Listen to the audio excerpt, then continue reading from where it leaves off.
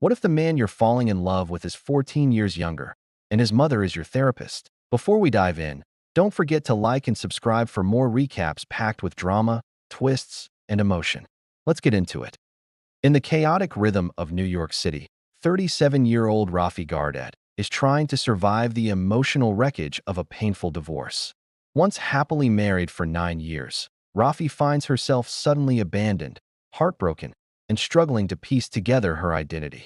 A photography producer by profession, Rafi now battles sleepless nights and anxiety-filled days. While talented, David is also impulsive and youthful, still finding his place in the world. One day, he helps his friend execute a petty revenge prank. They drive to his friend's ex-girlfriend's place, where the friend splats a pie on her face and runs. David's job? Keep the engine running. He does, and they narrowly escape. That night, David and his friend head to a movie theater. At the ticket counter, they run into another friend, Randall, who introduces them to Rafi and her friend Catherine. David is immediately struck by Rafi, her intelligence, her elegance, her calm confidence. During the film, he steals glances. Afterward, they meet again outside the restrooms. Rafi tells him the theater door is locked from the inside, giving them an unexpected chance to talk. Their conversation is natural, light, and surprisingly intimate. They say goodbye, but neither forgets the other. David, restless and smitten, hesitates before calling her. When he finally does, he awkwardly invites her to dinner. Rafi, curious and slightly amused, agrees. Their first date is charming. They connect over food, humor, and stories of art and life. But outside a grocery store, Rafi finally asks the question hanging between them. How old are you? David admits he's 23. She reveals she's 37. There's a pause, but not discomfort. They decide to keep walking, ending the night with a spontaneous kiss under the city lights. In her next session, Rafi tells Lisa she went on a date with a younger man, much younger, and that it felt good. She beams with excitement, describing how he made her feel seen again. Lisa listens and, with a therapist's wisdom, encourages her to explore it. Age, after all, is just a number, or so she thinks. Because what Rafi doesn't know is this: David is Lisa's son. Later, David tells his mother that he's been seeing someone older. Lisa's reaction is immediate, concerned and disapproving.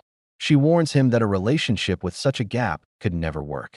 David defends it, arguing that it's different with Rafi. But Lisa shuts him down.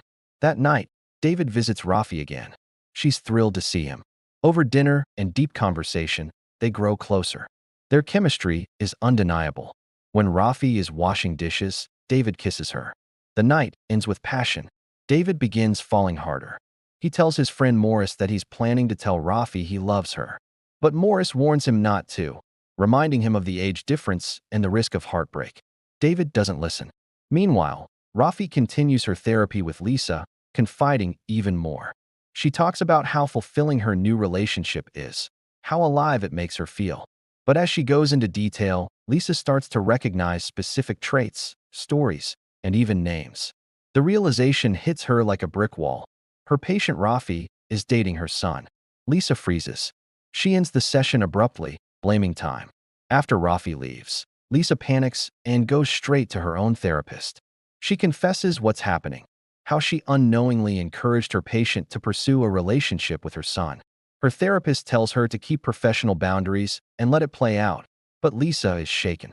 Still unaware of the truth, Rafi keeps falling for David. He takes her to his art exhibition, and she's floored by his talent. They make love, explore the city, and deepen their connection. Then, David loses his job. He asks Rafi if he can stay at her place for a week. She agrees, hoping this will help them learn if they truly fit as partners. Back at Lisa's home, David lies. He says he'll be staying at a friend's house. Lisa offers him a room at her place, but he declines. To avoid an awkward run-in, she tells him to leave through the back so Rafi won't see him. At her next session, Rafi casually tells Lisa that her boyfriend is staying with her for a week. Lisa tries to keep it together, drinking glass after glass of water as Rafi unknowingly shares intimate details about Lisa's own son. The stress is unbearable. For a time, things seem idyllic. Rafi and David vacation in the Hamptons with friends. But back home, cracks appear. Rafi returns to her structured work life, while David lounges on the couch all day. Her apartment becomes messy, her life disorganized. They begin to argue. The emotional divide grows. David feels disrespected. Rafi feels overwhelmed. At therapy, Rafi confesses that it's not working. She can't live with someone who's still figuring life out. That's when Lisa can't hold it anymore. She tells Rafi the truth. She is David's mother. She has known for weeks. And she continued their sessions to understand the relationship better. Rafi is stunned. She storms out and confronts David. He is furious. He calls his mother and screams at her, but Lisa remains composed. "You're not ready for this," she says. "You're not right for her." Still, David doesn't give up. He wants to prove himself. When Rafi catches him breaking her rules, inviting Morris over while she's gone, things implode. She feels betrayed. David, in a moment of prideful anger, breaks up with her. He regrets it almost instantly. Later, he sells his art for $2,000 and tries to reach out to Rafi, hoping she'll be proud. But she ignores him. Crushed, David goes drinking with Rafi's colleague. They get drunk. They dance. And they make a mistake. The next morning is filled with regret. A few days later, David runs into Rafi at a supermarket. Sparks still linger. They kiss, and slowly, they give love another shot. This time, David decides to fully commit. He invites Rafi to dinner with his family. Lisa, though reluctant, embraces her. She chooses to support her son, even if it breaks her heart a little.